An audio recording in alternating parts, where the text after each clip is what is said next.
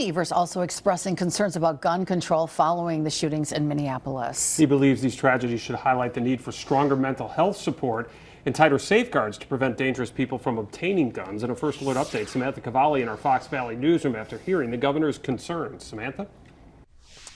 Well, right, Chris. Evers making a stop in Gillett this morning, highlighting one of the 21 projects across the state that are receiving the federal funding towards small town projects. But while celebrating new opportunities for Northeast Wisconsin, the governor turning his attention to the deadly school shooting in Minneapolis. Governor Evers says it's tragedies like these that are heartbreaking and frustrating. He says our country has to work better together when it comes to gun control, calling for stronger safeguards on firearms and more support for mental health, arguing that both are key to keeping kids and families safe. The governor says the nation cannot afford to keep repeating the same conversations after every tragedy.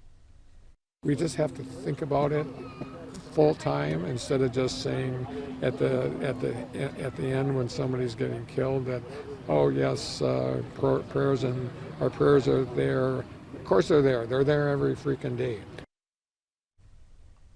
Well, the governor also raising concerns today about the president's fiscal budget for 2026 and his One Big Beautiful Bill, which Evers believes will leave thousands without health care and cost Wisconsin taxpayers around $284 million. Representative Tony Weed said in a statement that Evers' claims are false and the facts will speak for themselves. Reporting in the Fox Valley newsroom, Samantha Cavalli, Action 2 News.